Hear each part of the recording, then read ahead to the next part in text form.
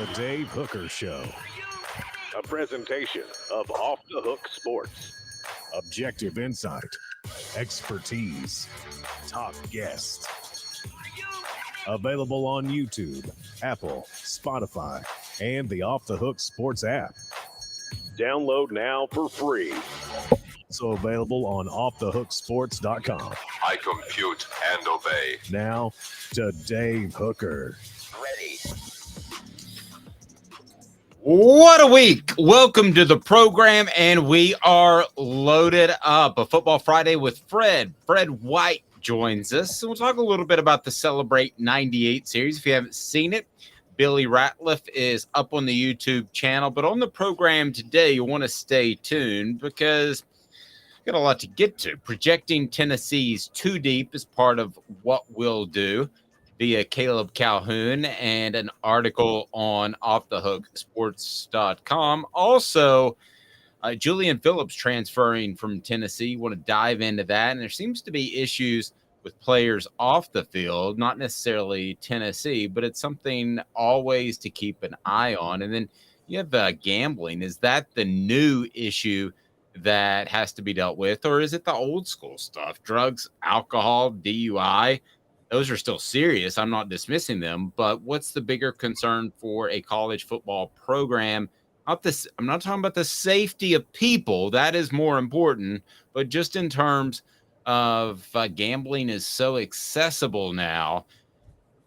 If you're an AD, what concerns you most moving forward? What's your biggest concern? And also, you have higher expectations of Tennessee baseball or basketball. So we've got a lot to get to.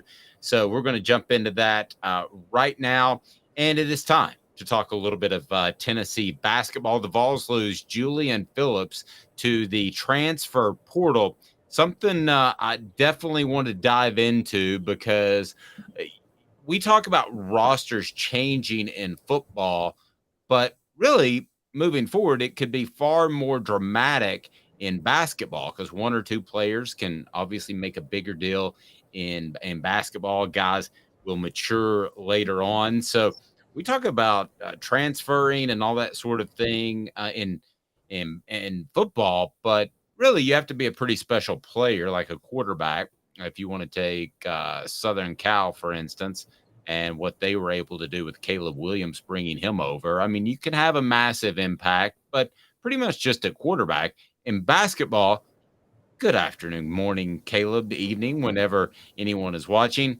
You can have one dude that can change the course of a program and turn them from an average team to a very good team or championship team. What do you think of Julian Phillips transferring? Good morning.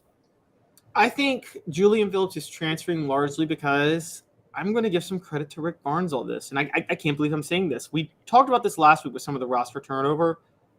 I'm convinced now Rick Barnes is changing his philosophy. This is a huge sign. Rick Barnes loves the mid-range still, and he loves to have the length advantage on the inside.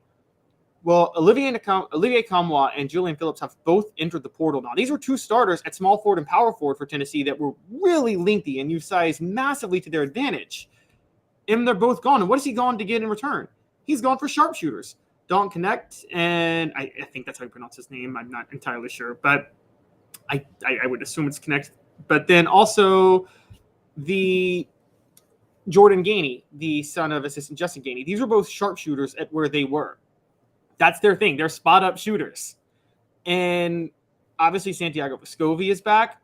Sure, he added Chris Ledlum from Harvard for some defensive prowess, and I was concerned about that move. But when you look at the different changes that have gone, it's pretty clear he's focusing on elite shooters more than ever before. Now, all signs are to point to Freddie DeLeon being a great shooter, too, a four-star guard who committed in the middle of the season. Okay, so changing philosophies, what do you think the philosophy changes into? Because the philosophy last year was dump it into a post and he kicks it out. But the problem was the post wasn't a real offensive threat, so nobody collapsed down and they just defended the perimeter at the three-point line. So I still think you have to have, unless you're talking about a vast philosophical change, if you're still dumping in the post first, you still got to have a guy who's going to be able to scare people in the post to get defenses to collapse down. So there's a little bit of disconnect with me and what you're saying here. Are you talking about they're going to be some sort of oriented team first? Historically, in his old school methods, usually you had two guys in the post that you had to worry about typically, and that's how Barnes usually went with. Think about the Celtics teams of the 80s. You needed to worry about Parrish and McHale. Yes, McHale had the fundamentals, but Parrish was a force down low that you had to worry about. And that's how many teams were constructed for years and years and years, and that's how Barnes liked to construct his teams. He's going with one guy now. I think he's going to make sure there's only one guy and then 4 shooters surrounding him. And he has that guy. Jonas Aidoo can be that guy. Uras Plavsic can't be that guy. You and I both agree. I think that Tennessee fans will be happy if he made the dumb decision to go into the NBA draft. But Jonas Aidoo can be that guy. And they have Cade Phillips coming in, so they have a couple of options to back up Jonas Aidoo. They got Toby Awaka too still. So they have options in the post. But I think Barnes is going to be focusing now on making sure he has enough spot-up shooters and enough options to go to. Because last year, if Santi Vescovi wasn't hitting, the offense was just a disaster. A complete and utter disaster. So you have complete confidence in that Jonas Aidoo can scare defenses enough from the post and his ability most often, I'm referring to most oftentimes back to the basket, to create points that people have to collapse down. You have that much faith in Aidoo? Yes, because in college, unlike the NBA, you don't necessarily need footwork and fundamentals in the post. If you're athletic and can pass, which Jonas Aidoo has those two things, it can really, you can be an impact player. There were a lot of guys historically that are like that. Jonas Aidoo is very athletic and he can kick it out. Now, yeah, that wouldn't be enough in the NBA because there's guys that are as athletic and taller than Jonas Aidoo. So his footwork is questionable. But those two things in college is enough. It's more than enough. And so I think Tennessee will be fine. Okay, so I assume we're talking about Zakai Ziegler running the point, if healthy. And then we would watch out for Freddie DeLeon. I keep saying it, but watch out for him. He is a potential superstar. Okay, so one of those two guys running the point. Yes. Right? Then at the 2, Vescovi. Yep. And then where we fit in the other shooters in, are you talking about basically the 4 positionless players and a post? Is that, well, not positionless because the point, but you see what I'm saying? 4 perimeter positionless players in the post. Yeah, a point guard, a center, and 3 positionless players. And who starts in those is a little bit, doesn't really matter. Like Santi Vescovi will obviously be one of the starters among those 3 spots. If Josiah Jordan-James returns, he'll be one of the 3 starters in those spots too. And yeah, I think one of the transfers and again, one of the transfers or Freddie DeLeon, one of those guys I think is going to take the other spot. I think DeLeon's going to see the court. I don't know if he's going to see it as the starting point guard or as the combo guard next to Zakai Ziegler, and then he takes over point guard duties when Zakai goes to the bench, which that happens a lot of times in basketball. Okay, we've got to see this happen first. But this is like Joe Rogan talking about aliens.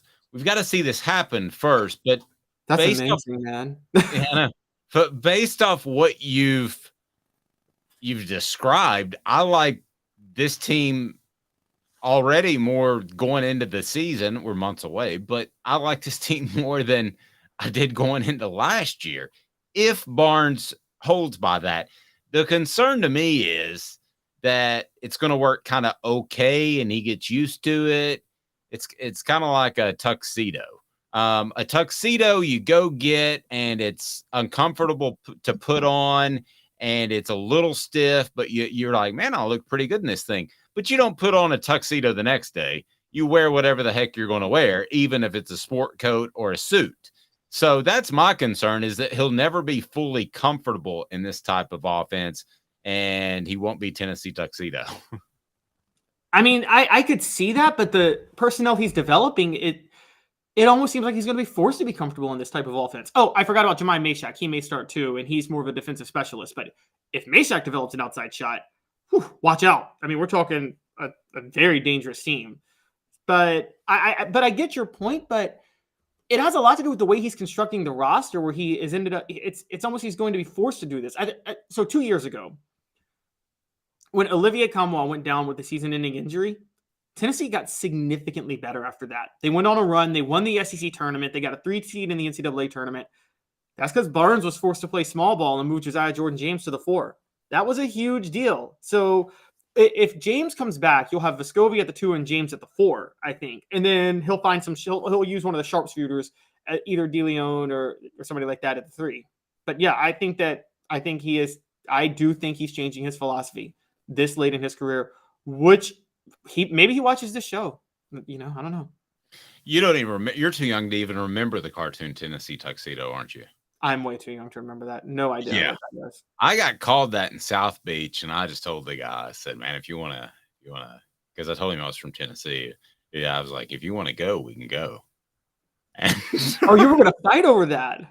Yeah, he just kept calling me that, and it got on my nerves. I mean, for the record, guys, this is where the cultures of Memphis and Knoxville are a little bit different. In Memphis, like, you're expected to be made fun of for how you look among all your friends, no matter what, and among everybody you meet. Oh, well, he kept calling me Tennessee Tuxedo, and then he said, how does Tennessee, and we're just, sitting at a bar. We don't know this guy. And he goes, how does Tennessee Tuxedo have a good looking wife? And I'm like, all righty, that's the line. Do you want to step outside? And he said, no. And I said, well, then you need to get away from me. He said, I was sitting here first. I was like, I don't care. You need to go. Oh my gosh. Look at Dave over here starting fights. Oh, I was the king of starting fights on the strip. The thing was, I was with the Powell High School football team who averaged 300 pounds on the offensive line. So I'd start it and they'd finish it. And sometimes I'd get dotted and I'd be out sleeping in the middle of Cumberland Avenue and I look out and they're finishing it. I was like, good job, guys. They're like, why do you smart off every time we go to the strip? So wait, you were like, I don't know if you watched wrestling in the 90s, but you were like Eric Bischoff in NWO when Eric Bischoff would just do the shadiest stuff. And then he'd like have the whole NWO gang behind him with Hulk Hogan and all those guys come and just jump everybody. But he would start it all the time. Right. Well, I mean, I didn't run. I wasn't scared, but I would I'd get dotted on the temple and then I was out. So that's kind of how that shook out. Everybody, Dave was Eric Bischoff. That's what we're deciding now. I don't know who that is, but if he was an instigator, then yes, I was that guy. So hit that like button. We need to do that right now because we got Fred White coming up. So we need to bring more people into the show. And I hope you guys love the Celebrate 98 series. It's a passion project for me, and it is up there. And Fred's going to talk more about that. Did anybody know that Fred was homeless and Eric Westmoreland took him in? I sure as heck didn't. Did anybody know that Billy Ratliff purposefully cheated on the final defensive drive against Arkansas by using his head as a spear into Brandon Burlsworth's chest 3 straight times, which was illegal at the time, because he was like, I can't beat this guy, so I'm going to go ahead and drive the crown of my head into his chest. That's what caused the blow-up play where Sterner ends up fumbling the ball. That's all in the Celebrate 98 series, and I'm very proud of it, not because of me. Any monkey could ask questions of all those guys and get great answers. So I'm just proud to be a part of it. So I want you to check that out over the weekend. We got Sean Ellis coming up, T. Martin, Dwayne Goodrich, basically everybody you can imagine. And we'll test the waters on Philip Fulmer next week. I'm not sure how that'll go. He and I have an up and down relationship, but I'll give him a call next week and we'll see. But we're looking at having Randy Sanders and David Cutcliffe. I can promise you that if I'm a part of it, we will not have John Chavis because he hates my guts. Today's tough question is now, and it's brought to you by Andy Mason. I'll tell you more. Today's tough question. Today's tough question. Take a side. Take a stand. The Dave Hooker Show, a presentation of OffTheHookSports.com. I'll give John Chavis credit on this. He never physically threatened me. His son did. But he didn't. Oh, I think his son came at me on Twitter. I don't know if it's the same son, but one of his sons came at me on Twitter years ago for just, I said the most benign negative thing. All I said was great at preparation, but he has struggled with adjustments, in-game adjustments. It was a glowing article on John Chavis. But it was just that one thing. I said he struggled with in-game adjustments. No. he's just not a good coach. He just had a lot of talent. I'll say that. No, but I think this was close to getting more physical, and I would have lost because he was an MMA fighter. It wouldn't have gone well. Why are we talking about me fighting so much in the beginning of the program? I'm actually, I got called. I'm like, John Chavis should have been the MMA fighter. The way, that voice. When's the last time you've been in a fight, Caleb? I never fought. Are you kidding? I was like, when I was 10 playing basketball in the neighborhood. Are you kidding? I never fought.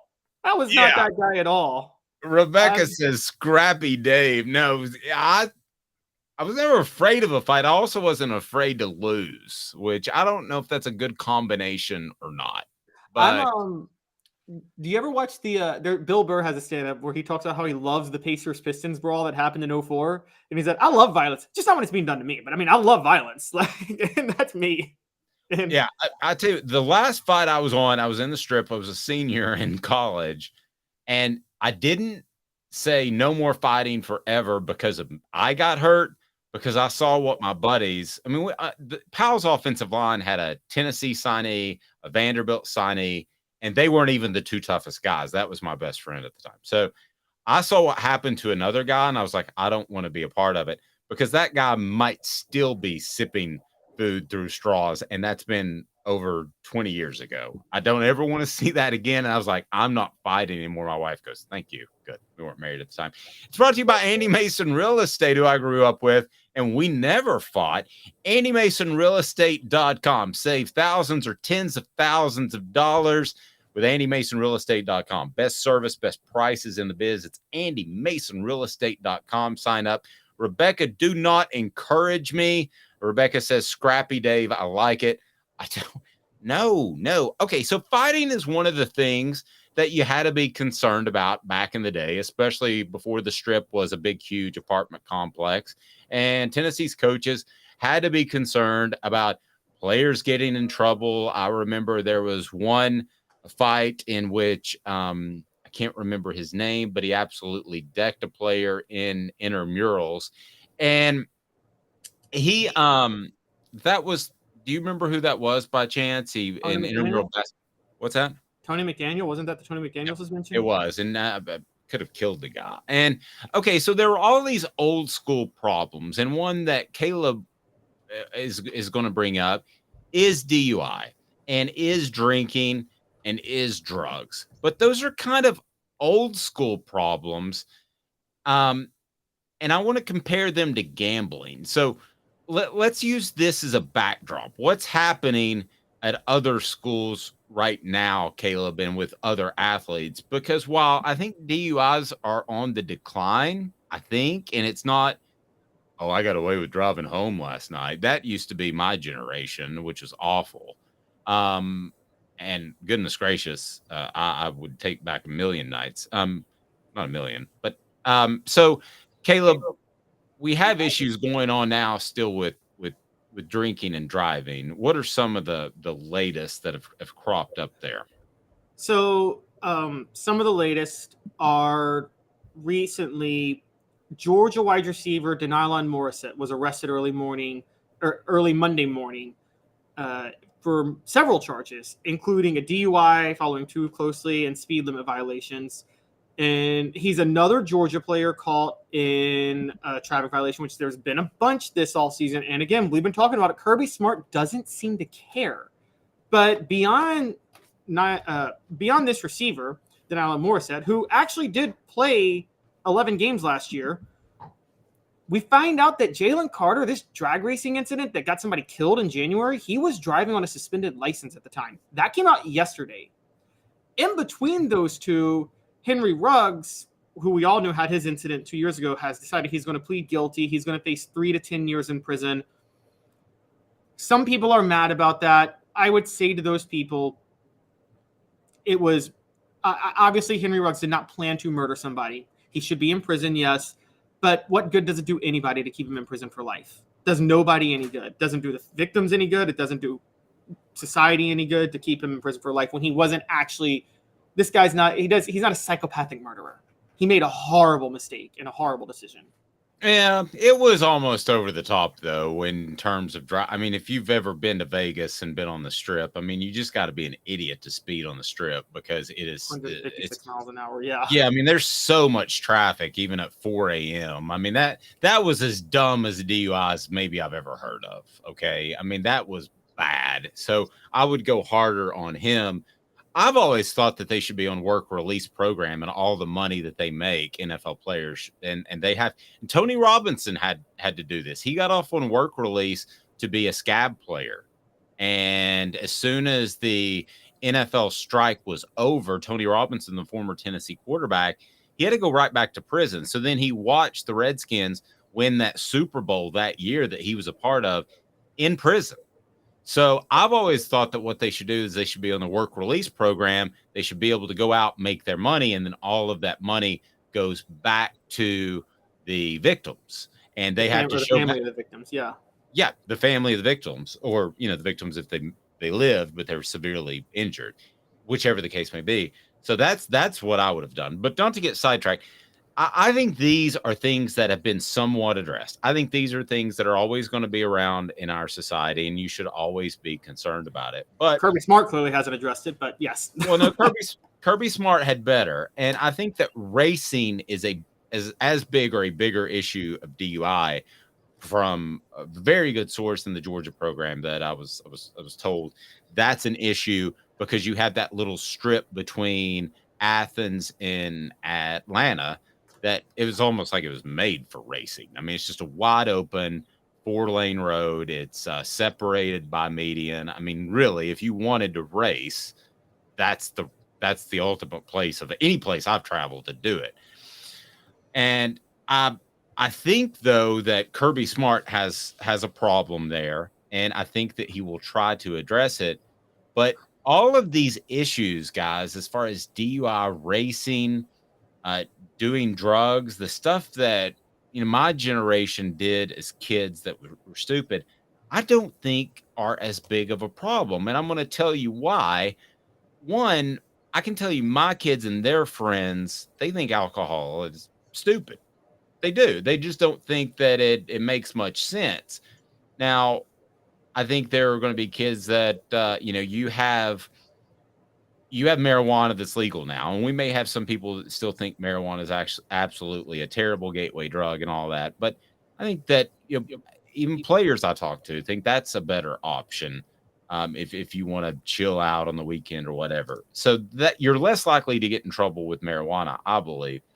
I think the biggest issue moving forward, and it's starting now, is by far gambling. So today's tough question. I'll lump all the old school problems together, Caleb, that athletic directors and coaches had to worry about.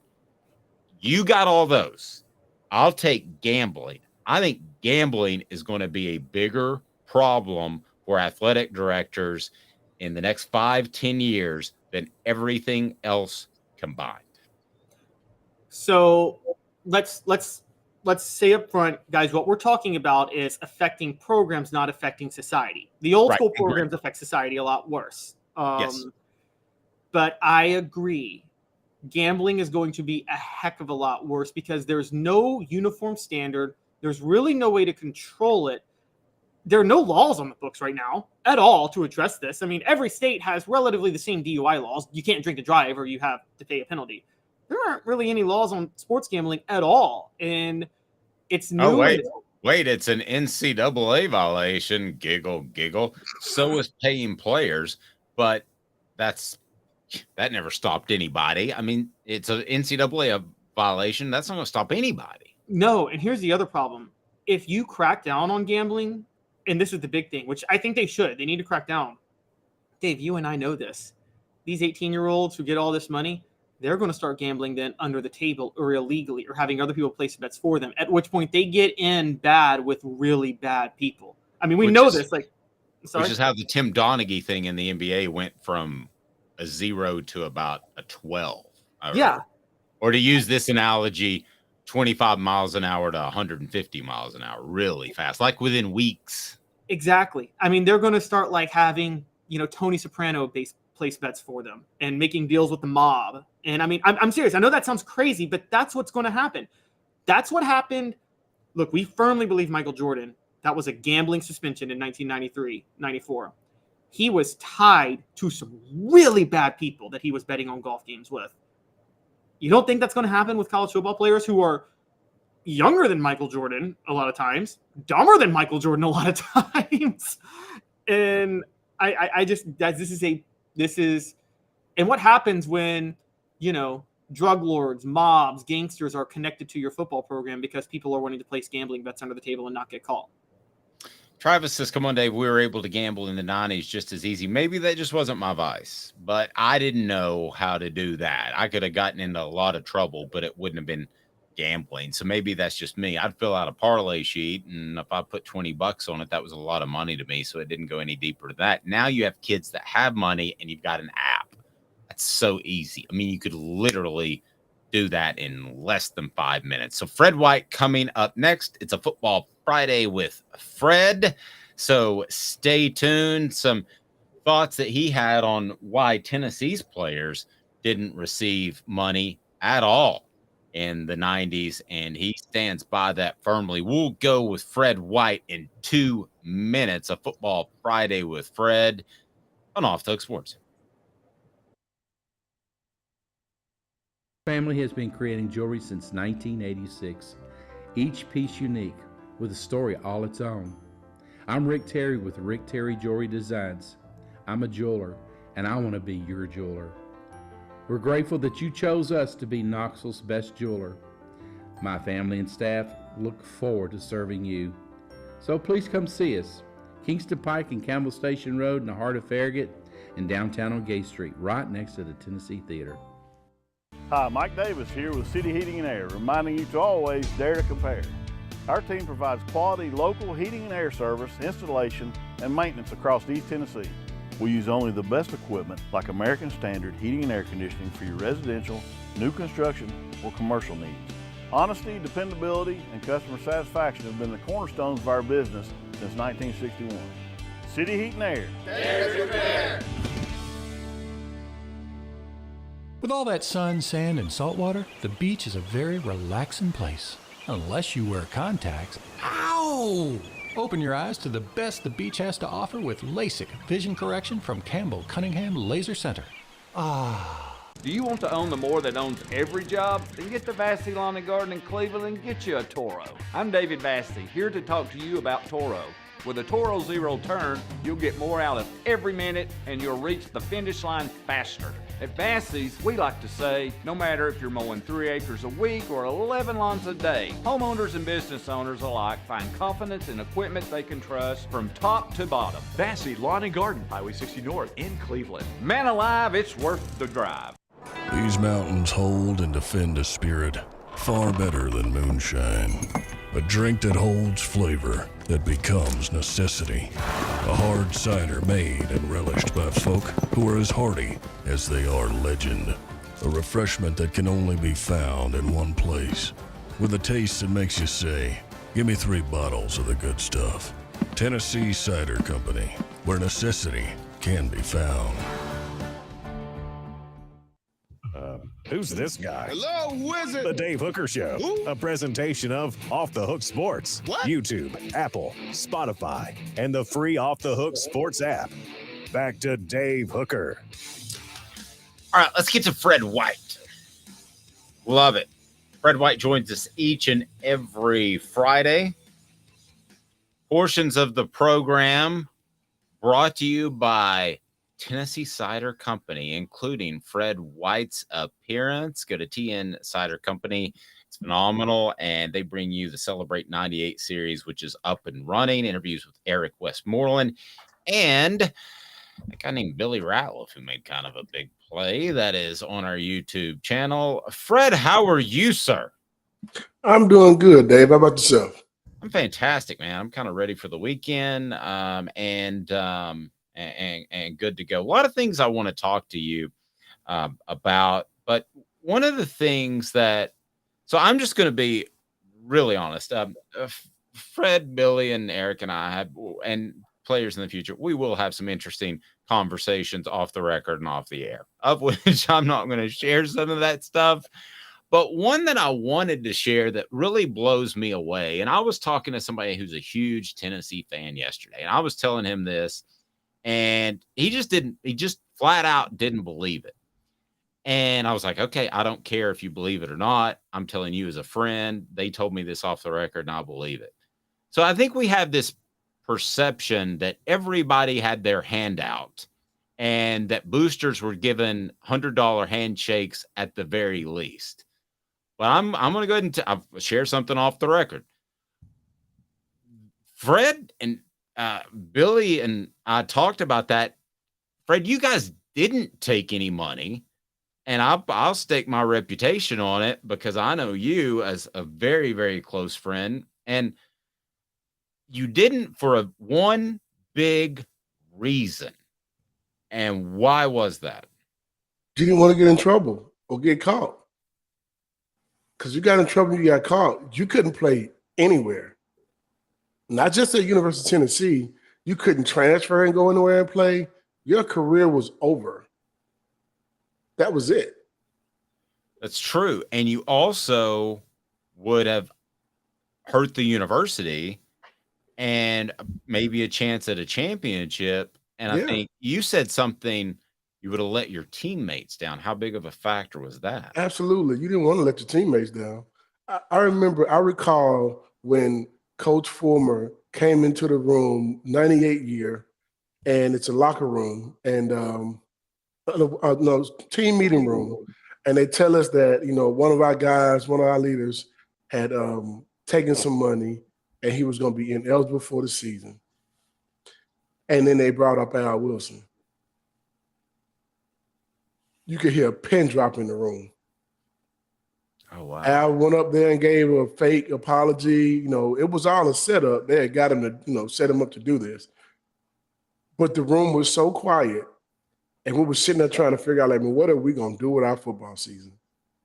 So to have him do that, and it's Al Wilson, and he's the guy portraying that as if he took money, that was one of the most impactful moments of my career at UT when it comes to a team meeting room.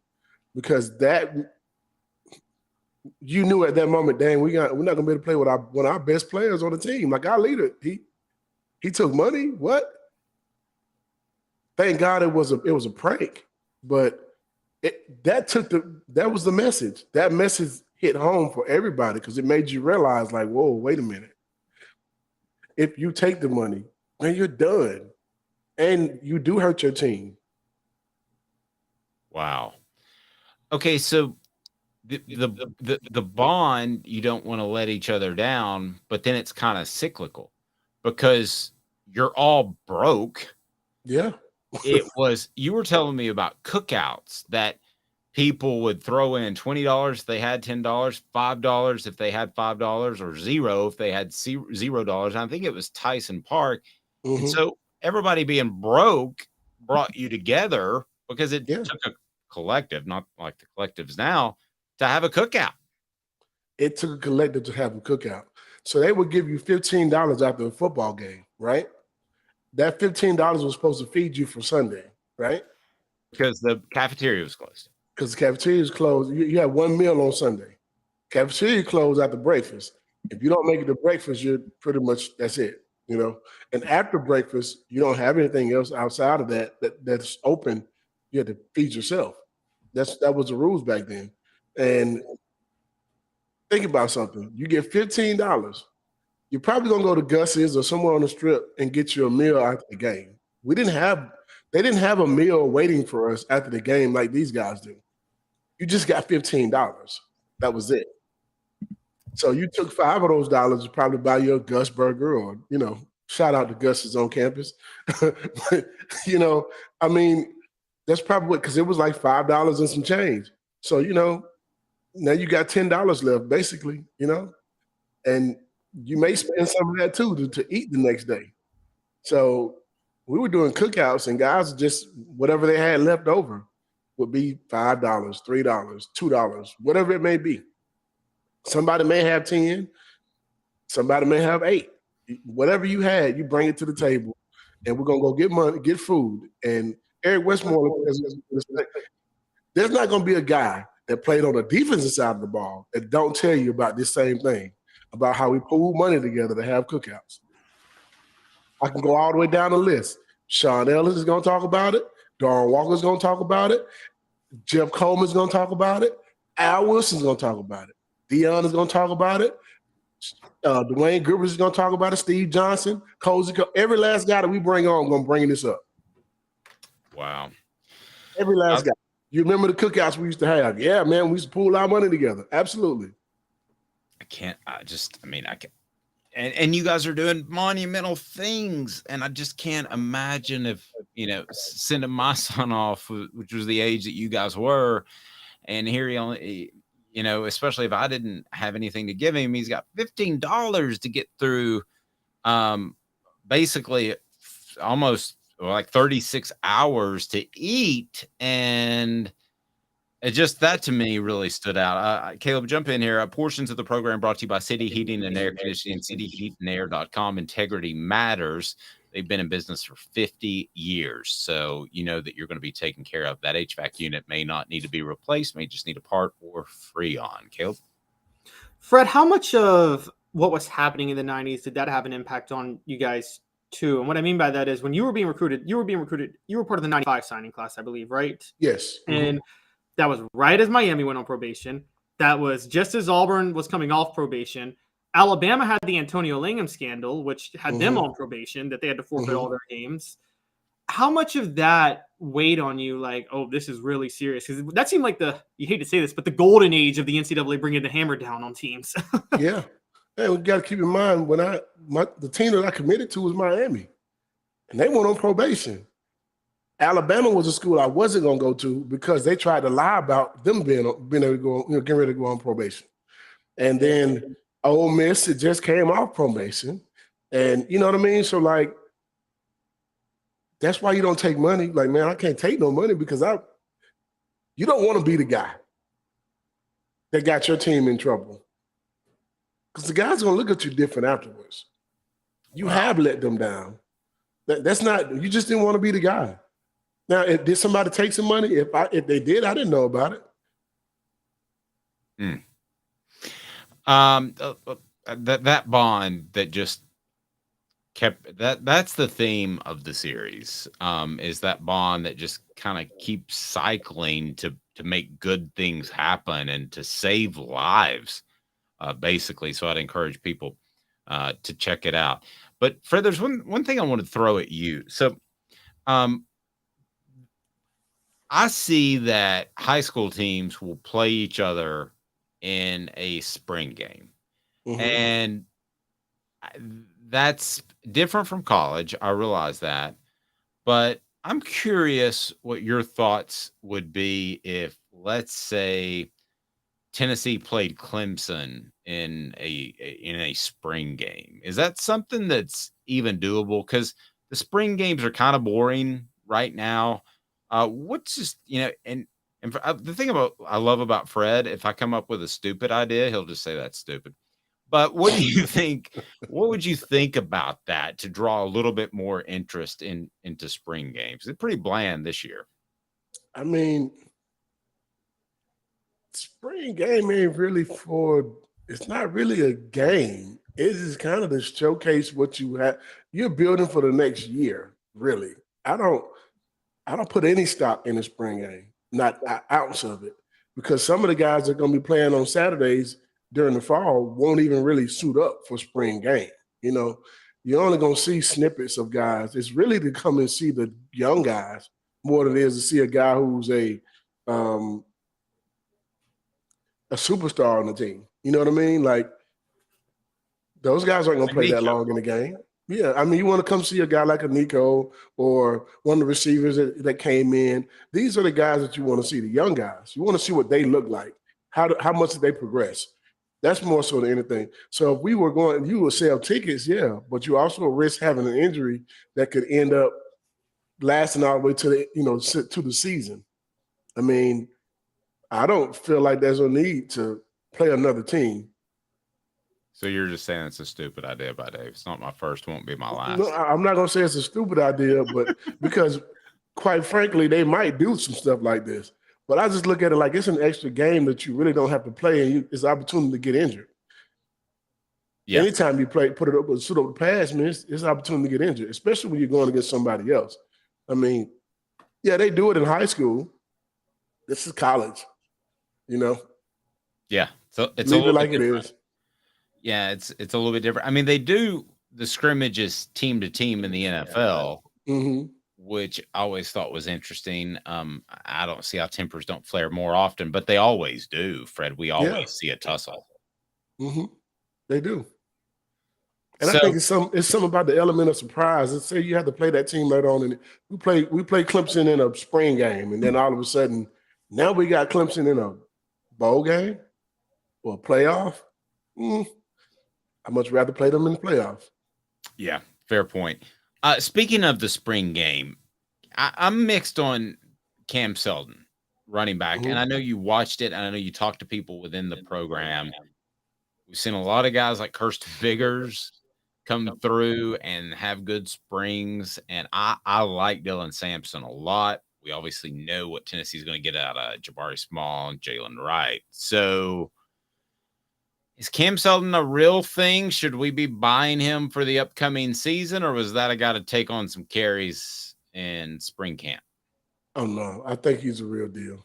Okay. I think at 6'2", 200 and some odd pounds, the way he runs, his speed, vision, I think he's a guy that you're going to see on the football field. I think he's somebody you'll see play on Saturdays.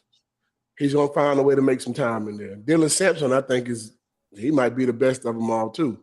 But I think he may be the best of them.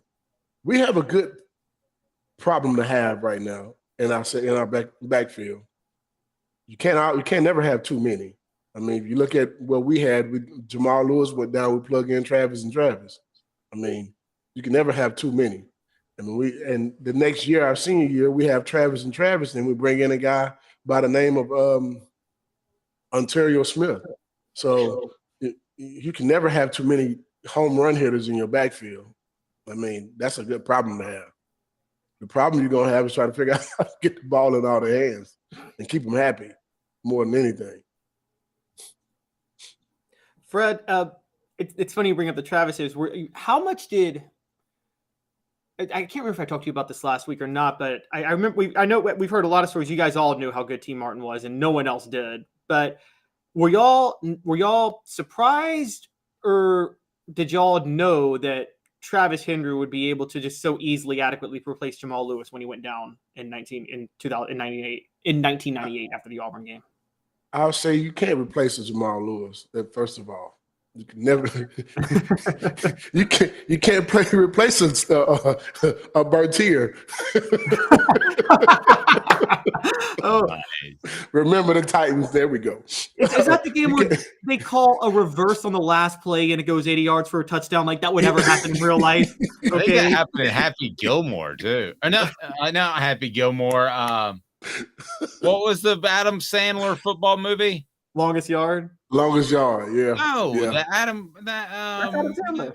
Bobby Boucher. Oh, Waterboy. Oh, Waterboy. Yeah, they called a halfback pass on that.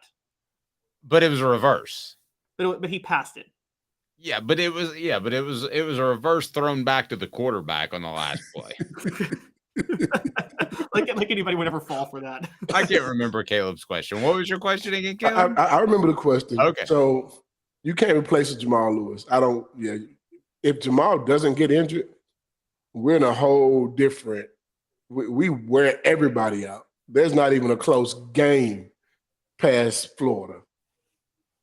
If Jamal Lewis doesn't get hurt, you see what he did against Auburn? He had ran for the first time he touched the ball, it was a 70-yard touchdown. We were just getting started. I mean, Travis Stevens went for 100 yards against Georgia, and no offense to Travis Stevens, but Jamal Lewis was on a roll. He would have wore Georgia out. That 100 yards for Travis Stevens would have been probably 180, 200 for Jamal. Yep. Plain and simple. You know what I mean? Now, you take Travis Stevens his senior year against that same Georgia defense, he might go for 200. But at that time, he wasn't that same back. You know what I mean? I think that when he went down, I'll never forget Coach Fulmer calling up the team to tell us that he had injured his knee and he may be back for a bowl game, but not likely, right? And I remember everyone looking at the running backs like, okay, well, don't nobody in the country know what else we have but us. We've already seen these guys. We knew what they could do. So we weren't, we got 2 running backs sitting over here that can do the same job as Jamal when it comes to like, I think you add their skills together, they make a Jamal.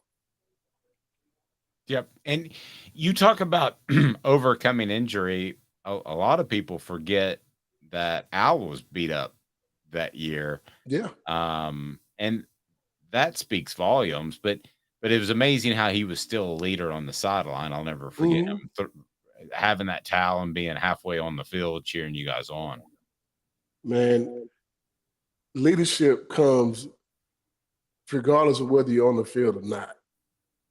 You know what I mean? If you're the voice of the team, you still be the voice. You don't take your voice away. And usually when guys are injured, they don't make the road trip. I'm so happy that Coach Fulham brought Al anyway. That makes a difference because we had one of the best defensive games we had all year. And our defensive leader wasn't even there. So we are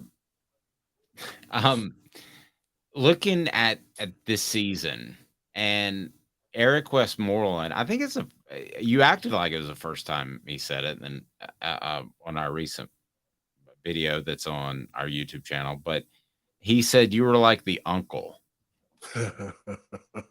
Because Al was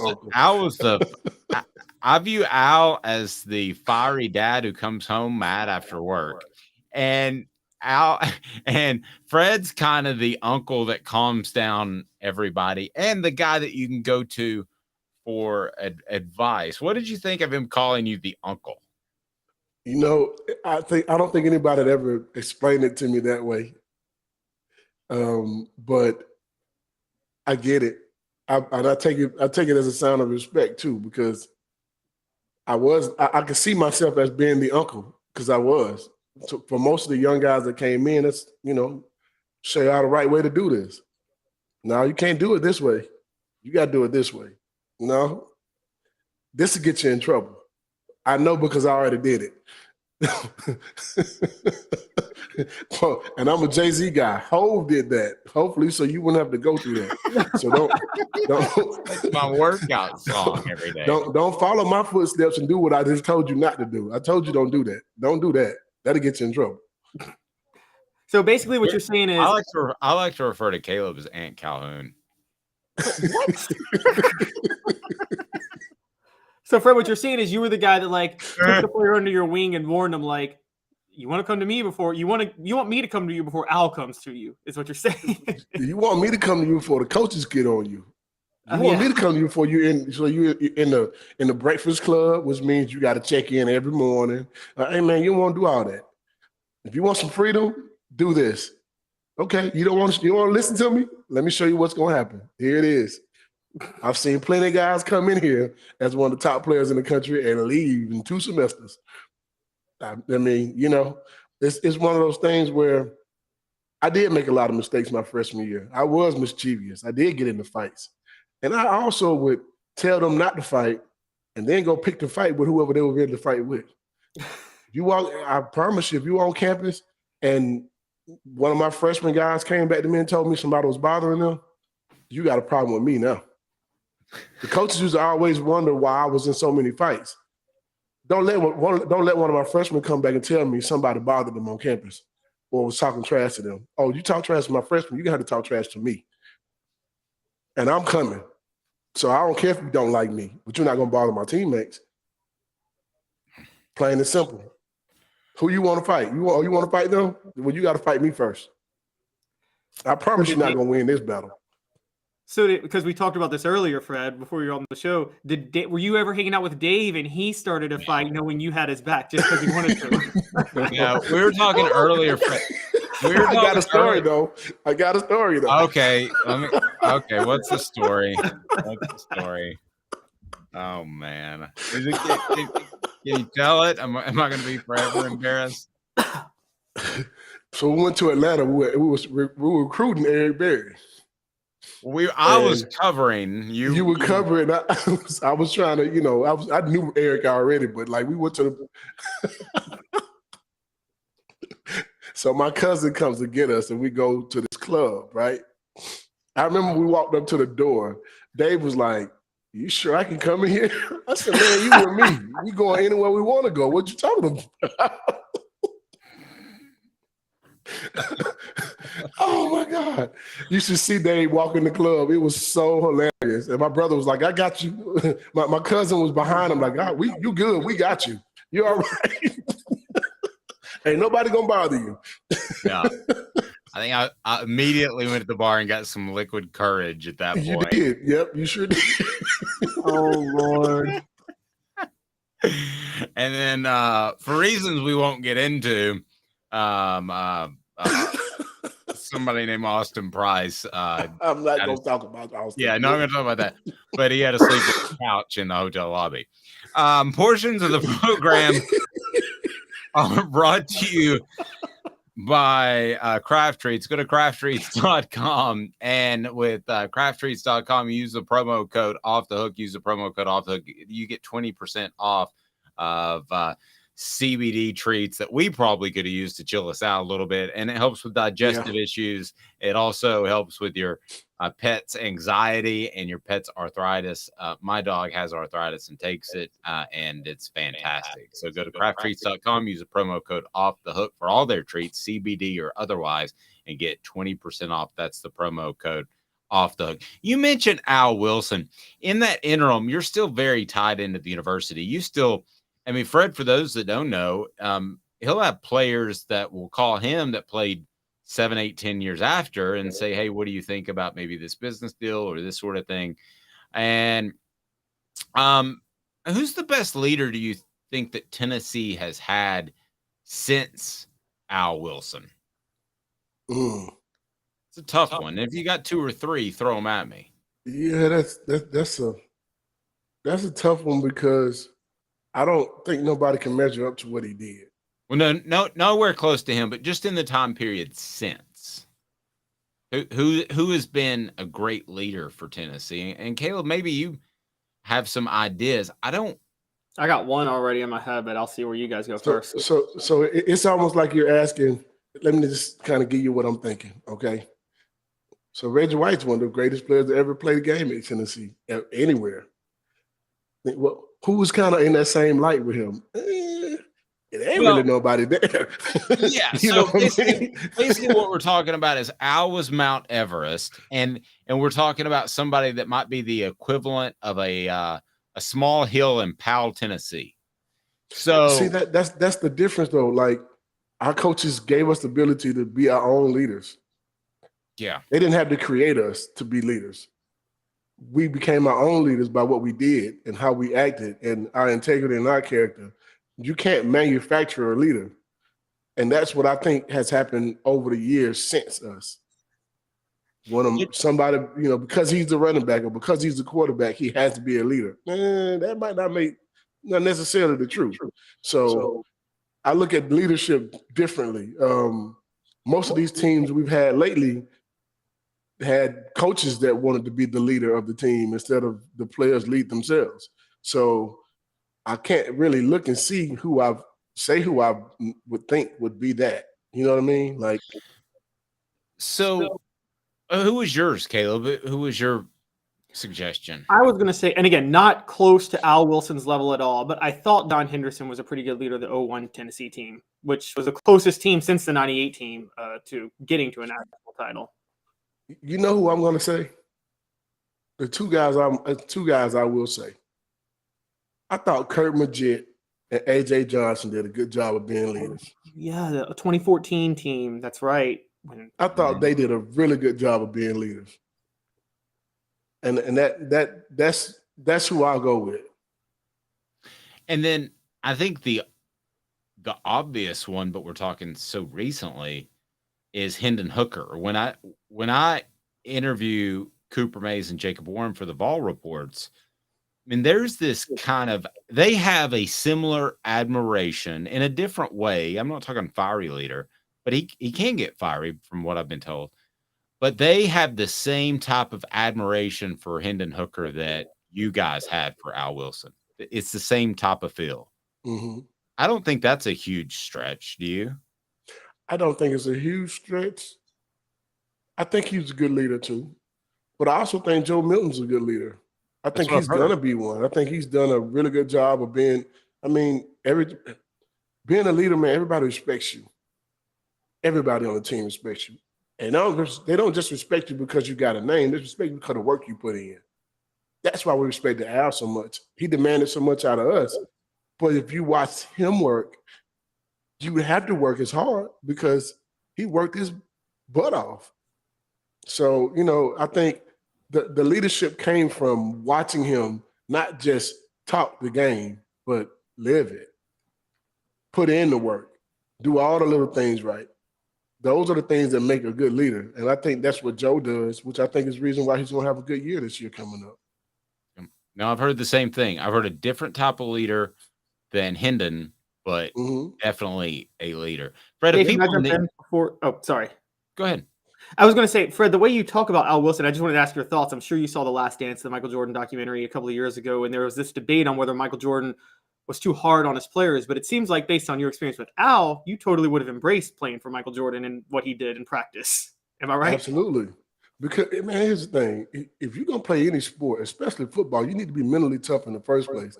And if somebody brings something to your doorstep and tell you that you're not doing something the right way or you're not giving your all or whatever, they obviously saw something you did. So it's called constructive criticism. Be coachable. Not just be coachable from your coaches, be coachable from your teammates as well. How else you think you're going to win games? If I came to the sideline, I've come to the sideline several times and Deion Grant will get on my case because I missed a call or I missed a read. Or I'll get on him. Or we'll get on Dwayne or whatever. That's what you do. You're supposed to in order to be better. We went to practice every day, and our thought process was, Al Wilson would say, we're having perfect practice today. You know how much pressure that is? That means make no mistakes, none. Get everything right. If you drop a pass, you're one of That's how we practiced. That's how we practice. And if you're the person who messed up our perfect practice, hey, man, you're going to hear from everybody. You obviously not paying attention. And if you're a second string guy, we ran the same plays with the first team that we do with the second team in the same order. So if you actually mess up as a second team guy, hey, man, you're never going to touch our football field. You don't want you on it. You're obviously not paying attention to what's going on. So strong. Fred, if people need insurance, all they have to do if they're in the state of Georgia and soon to be Tennessee, but if they're in the state of Georgia, all they got to do, buddy, is reach out to you. They can Google you pretty easy. And you're fantastic. What makes your practice different maybe than some other ones? We're willing to help regardless of whether you do business with us or not. We're willing to give you the information that you may need. And at some point, let us earn your business. If you don't like what we have at the moment, give us a few moments and we'll catch up to you later and find a way to be able to do business with you. Our whole goal is to earn your business, not just accept it because you want to, just want a quote. My job is to earn your business and keep your business by also doing annual reviews, doing 6-month reviews, making sure that you know what's going on in your insurance business and what the rates are doing, what the state is doing with insurance, those type of things. Just giving you information that you may not have or giving you information that you never even thought about. So our goal is to educate every person that comes our way to make sure they understand what they're dealing with, understand what they're getting, and just be of help and of service to our community. So you can give us a call at any time. Our phone number is 770-381-0367. Again, that is 770-381-0367. Or you can also catch us online at fredwhiteallstate.com. Love it. Thanks, Fred. We will talk to you soon. I appreciate you. All right. Thank you, brother. You guys Fred have White, a good one. Go Vols. Thanks, Fred. Appreciate that. He's got his orange on. And I'll tell you what, if you haven't tuned into the Celebrate 98 series, it's been pretty classic. We're going to be back in just 2 minutes. And Just trying projected to envision Tennessee. the club Dave went into with Fred. Sorry. Yeah, that didn't go well. So I was at another club one time in Atlanta. I think it was SEC. No, it wasn't SEC Media Days. But anyway, we go into this place just because it was the closest place to grab a beer where we were staying. And this is Austin Ward, who now covers Ohio State. And I remember there was a spotlight because I'm completely comfortable around different people, but there was a spotlight and said, "We would like to welcome the only 2 Caucasians in the room." They spotlighted us. Oh Lord. Me and Austin Ward, and everybody started laughing. It was super cool. It was funny. Yeah, Fred and I have some stories. Those are the ones we can tell on the air. 2 minutes and Tennessee's depth chart. We're going to lay it out for you. Who needs to wait until the fall? He's Caleb Calhoun. I am Dave Hooker. Tennessee's depth chart, I think it's pretty simple, but Caleb and I have a bit of a disagreement on some of those. Stay tuned. Family has been creating jewelry since 1986, each piece unique with a story all its own. I'm Rick Terry with Rick Terry Jewelry Designs. I'm a jeweler, and I want to be your jeweler. We're grateful that you chose us to be Knoxville's best jeweler. My family and staff look forward to serving you. So please come see us. Kingston Pike and Campbell Station Road in the heart of Farragut and downtown on Gay Street, right next to the Tennessee Theater. Hi, Mike Davis here with City Heating and Air, reminding you to always dare to compare. Our team provides quality local heating and air service, installation, and maintenance across East Tennessee. We use only the best equipment like American Standard heating and air conditioning for your residential, new construction, or commercial needs. Honesty, dependability, and customer satisfaction have been the cornerstones of our business since 1961. City Heat and Air. Dare to compare. With all that sun, sand, and salt water, the beach is a very relaxing place. Unless you wear contacts. Ow! Open your eyes to the best the beach has to offer with LASIK vision correction from Campbell Cunningham Laser Center. Do you want to own the more that owns every job? Then get to Vassy Lawn and Garden in Cleveland and get you a Toro. I'm David Vassy, here to talk to you about Toro. With a Toro Zero Turn, you'll get more out of every minute and you'll reach the finish line faster. At Vassy's, we like to say, no matter if you're mowing 3 acres a week or 11 lawns a day, homeowners and business owners alike find confidence in equipment they can trust from top to bottom. Vassy Lawn and Garden, Highway 60 North in Cleveland. Man alive, it's worth the drive. These mountains hold and defend a spirit far better than moonshine. A drink that holds flavor that becomes necessity. A hard cider made and relished by folk who are as hearty as they are legend. A refreshment that can only be found in one place. With a taste that makes you say, "Give me 3 bottles of the good stuff." Tennessee Cider Company, where necessity can be found. Objective coverage. Hey, that's new. If we get caught, we're going to jail. The Dave Hooker Show, a presentation of Off the Hook Sports.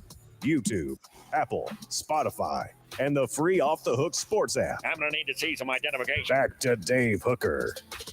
Remember, Vassy Lawn and Garden, Man Alive, it's worth a drive in Cleveland. If you need to restock your industrial or commercial fleet, or you're starting a landscaping company, their buying power will save you money. Also, residential, Vassy Lawn and Garden, Man Alive, it's worth the drive. Go to vassy.com for more. That's Vassy Lawn and Garden. They bring you the Vol Report with Jacob Warren that is on our YouTube channel. So, Caleb, we're going to get into the too deep, my man, and we want feedback from you guys if you agree or disagree on our message board. So let's take a look at the too deep, and if you want to kind of follow along or you want to read about it, it is on offthehooksports.com. So pretty big undertaking, and we feel pretty good about this. So as far as the too deep, where do you want to start? Do you want to start on the offensive side or defensive side? And then you can present to me, and I'll tell you if I disagree, because this column was written by our one and only Caleb Calhoun. So let's start with offense. I'm sorry? Sorry. I was gonna say let's start with offense. I didn't. Okay. So we will start with offense as we project the depth chart, the 2 deep depth chart for 2023. So let's start with offense. I'll tell you if I agree or disagree, and I might have some of my fun new drops because you know how juvenile that I can be, even pushing 50. All right. So Caleb, what do you got? All right. So quarterback. Oh, and by the way, I forgot to say, here's what you need to do if you want to be a part of the program in the future. And also, if you want to get notifications, turn your notifications on. But Jacob Warren, what do they need to do? What's up, everybody? This is Jacob Warren asking you to like, subscribe, and share. Dave needs this. Yes, I do. Thank you, Jacob. I do need that. So we need you to like and subscribe. All right. So what do you got for me? Let's start on offense. You go. And I'm going to tell you if I agree or disagree via drops. All right. So quarterback, I don't think any controversy. Joe Milton is the number 1. And Nico, where's the sound effect, Dave? Nico Yes. is number 2 on the depth chart. I don't think Gaston Moore is going to be in the 2 deep, guys. Sorry. I agree. Hey now. Go ahead. All right, running back. Now here's the first twist. I got Jabari Small as the starter, the feature back. And I got Dylan Sampson taking the number 2 back role from Jalen Wright, guys. I love what you're doing with Sampson. I do. So yeah, I'm gonna agree with you. I think that Dylan Sampson is the next superstar at Tennessee. Hey now. All right. Wideout. The number 1 wideout's going to be Brew McCoy. Anybody disagree with that? You've agreed that he's the best NFL prospect on offense, right? Yes. Okay. Number 2, and this isn't set in stone, but I think Ramel Keaton is going to hold on to the number 2 wideout spot. And I think Dante Thornton Jr. will be the first wideout right off the bench behind McCoy and Keaton. And then 4th, and here's my big one, Caleb Webb and Chaz Nimrod were earlier recruits, but I think Nathan Leacock has moved ahead of them. So I think he's going to be he's a freshman. I think he's the 4th wide receiver on the depth chart. So you think Thornton will play on the outside? Because we're just talking about we're talking about the wideouts, not the slot receiver that Jalen Hyatt played last year. We're going to get to the slot spot. I think Thornton can play in either spot, so I think he'll be the first off the bench in both spots. That's crazy. I've got Thornton above Keaton. If he plays on the outside, I've got Thornton above Keaton, and so does Tracy Morgan. Okay, wow. Right, you know what's funny is I was the Dante Thornton as Kevin Durant in this offense, but that's when I thought he was going to be the starter in the slot. The wideout, I think, is a pure wideout. Keaton's better. But in the slot, I've got Squirrel White starting, and again, I've got Thornton as the number 2 slot guy. So Thornton will be the first off the bench at wideout or slot, which is why he'll see a good bit of action. Do we agree, Hank Kingsley? Hey now. Yes, we do. All right, tight end. All right, tight end. Dave, we know you need the subscriptions. Jacob Warren needs the starts. So, yes. Everybody, this is Jacob Warren asking you to like, subscribe, and share. Dave needs this. Okay.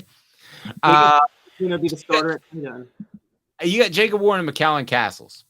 Yes, I do. I have McAllen Castles because Miles Campbell's transferred. I believe in Ethan Davis, but I've heard enough stories that he's very, very, very raw. And with Princeton gone, I don't think he's going to be able to be the backup tight end this year. I think next year he moves ahead of everybody and becomes the starter. But I think this year, Warren and then a veteran and McAllen Castles will be the 2 guys. I'm going to lightly disagree because I haven't heard enough great stuff about Castles. Okay. I haven't heard anything bad. I'll tell you if I hear any reason that I don't think he will play. But I think that there's a possibility they would go 4 wide when Jacob's not on the field. And I think there's a possibility that you would like Ethan Davis because of his athleticism. So I'm not downing Castles. I'm just unsure about Castles, but it is May. All right. So what we largely agree is this year it's not going to be a by committee tight end set. It's going to be Jake Warren or 4 wide for most of the time. I would think, yeah, it was pretty much 50-50. They swapped series last year, Princeton fan and Jacob. So I don't think you're going to see that. All right, so let's run through the offensive line. All right, left tackle. I did not think this was going to work out, but I've heard enough good reports that I think John Campbell Jr. takes over at left tackle this year with Jeremiah Crawford as the backup. Yeah, I pretty much know that to be true. Hey now. Keep rolling. Right. Left guard, Texas transfer, Andres Carrick. I think he takes over the starting job at left guard, and Ollie Lane is a longtime veteran, so I think he'll still be the backup left guard. I'm going to give that both a. Hey now. And That's crazy. I think Addison Nichols would be the backup at left guard. Okay. I think he'd be the backup at all the guard positions because I think they're a little light there. All right. Even so despite center, Ollie Lane's experience, because Ollie Lane's played a lot.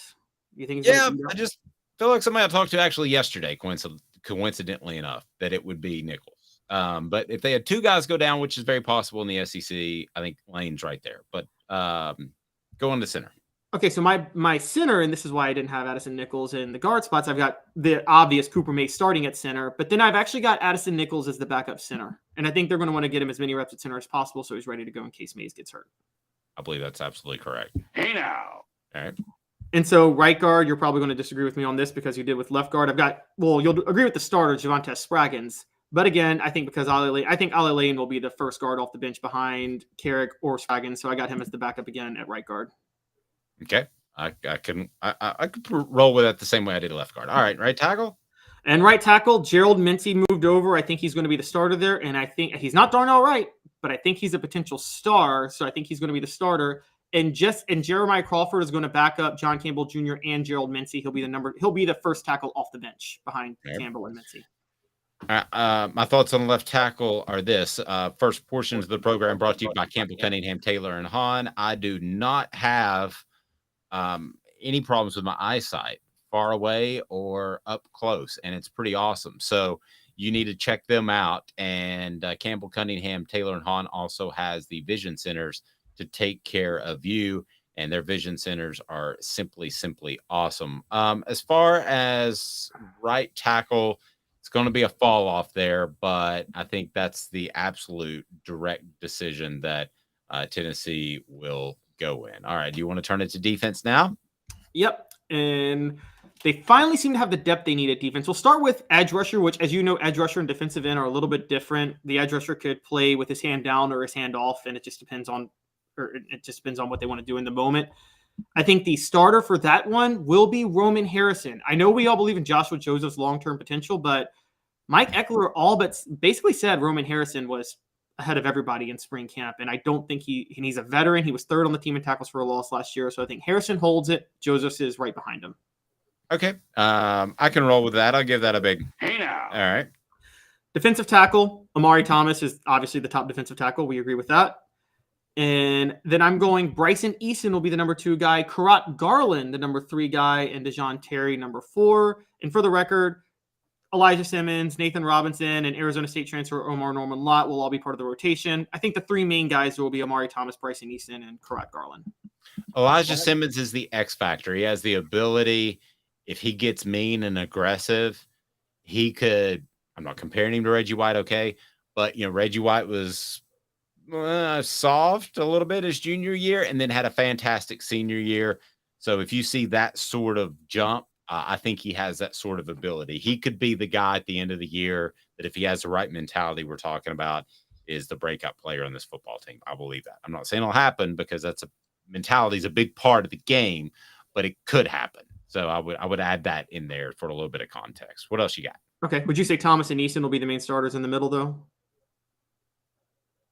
Unless Simmons just suddenly goes crazy. Okay. Yes. All right. So the other edge rusher, Thomas definitely. I mean, if Simmons comes out of this, if Simmons just gets darn angry, and I remember Albert Haynesworth, Jeff Fisher told him, he said, "You've just got to get so angry and during a game," that because he lacked a little bit of that to play hard all the time. Now, it resulted in him raking his cleats across the Dallas Cowboys offensive lineman's face, which was bad. But if Simmons turns into that, where he gets angry at football, the guy that's across from him at life during those 60 minutes, then that's the X factor on the defensive line and maybe the entire team. For Davis patches of Houlihan from dodgeball. You got to get mean. You got to get angry. Yeah, exactly. He needs to look over and see his wife with another man and his kids giving him the bird. That's what he needs. Exactly. All right. So the other edge rusher, this is, and I separate the Leo versus the defensive end because the defensive end is the guy on the other side who plays always with his hand down. And I've got Tyler Barron starting there with Byron Young gone, and I think Tyree West is going to back him up this year. And so I got Tyler Barron and Tyree West. I will give that a big. Hey now. That's absolutely correct. What else? All right, Mike linebacker. Aaron Beasley resuming his role that he had last year. And I heard good things, particularly from Josh Ward, that Elijah Herring will be his backup this year. I can see that. I don't think you want Aaron Beasley to get hurt, though. That's yes. If there were 3 guys, and obviously the quarterback is always one with any team. And then if I made a list of 3 guys, Beasley might be the one guy that. But you got Healy too. But go ahead, continue with the list. Yeah. So on the weak side, which is replacing the role Jeremy Banks had, I've got Keenan Peely as the starter. But this is one where you can afford an injury because I think the guy backing him up, Arian Carter, young guy, but I'm hearing a lot of good things about him. See, I'm gonna switch it up a little bit. I think, and this is based off me watching their tape, and I'll do a little digging to have some better insight next week. I think that Peely seems like a more natural fit at Mike, and then maybe you get Arian Carter and you just said his name, and Elijah Herring or no Aaron Beasley. Yeah, maybe put Beasley on the outside, possibly. I'm just throwing that out there. Nothing I've been told. Okay. I mean, I feel like Beasley was sent on a lot more rushes last year and was even less reliable in coverage than Banks, even though Beasley was a natural safety. But we'll see. So that's the only reason I had him at Mike. Yes. Because I think weak side has to be in coverage a little bit more. Okay. And okay, so cornerback. Now, this is my going all out there. I think Jordan Matthews becomes the number 1 cornerback. The freshman out of Louisiana, I think he becomes the number 1 cornerback, and I think he finally becomes what Josh Heupel has been looking for this whole time. I'm your huckleberry. Possibly. I think that there's a realistic chance of that. And I think he could be Tennessee's shutdown corner that they've been missing for so long. What else you got? And the number 2 corner will be Gabe Judy-Lally, the other BYU transfer on the other side. I think he's a fundamentally sound cornerback, the guy that can guard the number 2 receiver, but is just not athletic enough to guard the number 1 receiver. And that's where I got him. That's crazy. I think Gabe Judy-Lally is going to be the backup at almost every position in the secondary. All right, so who starts? Well, do you think my third guy starts at the other spot, which is Warren Burrell, who returns from injury? Hey now. Yes, I do. Okay. And the 4th cornerback on this I have Kamal Hadden. Yeah, he's a dude. All right. I don't want to say anything bad about him, man. He's fine.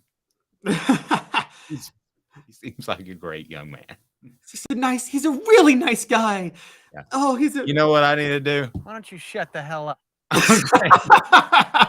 Go ahead. I don't want to say too much. I don't want to run a kid down. All right, at the star position.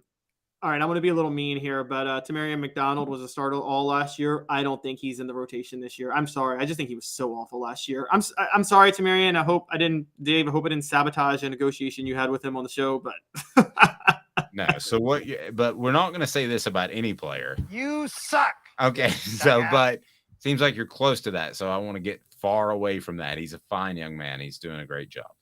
Okay. Dave is the participation trophy guy. Well, we'll see. So Danico Slaughter, I have is going to. He started a little bit at corner last year. I think he's going to move over to star this year and start at star. And I would have Slaughter actually at that other cornerback position. So, but again, I'm not. I'll give you insight when I have it. I'm just looking at skill set. I'm not saying that he's going to be that, but based off anything I've been told, but that just seems like that way it's skill set. Go ahead. That's possible, but I thought with Burrell and Gabe Judy-Lally, neither who played last year, they would take it. But you might be right. But I have Slaughter starting at star, and then I have Brandon Turnage right behind him. Turnage backed up Theo Jackson a couple of years ago, and then his one start was SEC Defensive Player of the Week. I think he might get that role back this year. Okay, so I'm much higher on Slaughter than you are, and I think Gabe Judy-Lally is going to be a utility player across the secondary and very valuable. So even if he doesn't start, I think at the end of the year, you're going to look at him and say, that's a very important player because somebody's going to get hurt at some point, or that's true, suspended because some drunken idiot comes into their girlfriend's room And they don't realize how strong they are, and they throw a punch and accidentally break their face. But other than that, all right, what else we got? All right, so at strong safety, no surprise, Jalen McCullough is the starter. And I think and my shock is that I think Jordan Thomas takes the backup role. The reason is a lot of people talk about Andre Turntine, but based on things you told me and things I've read, it just doesn't seem like he's figured it out. That's crazy. I'm taking Gabe Judy Lawley as the back. So you got him as the backup just all across the board. I really do.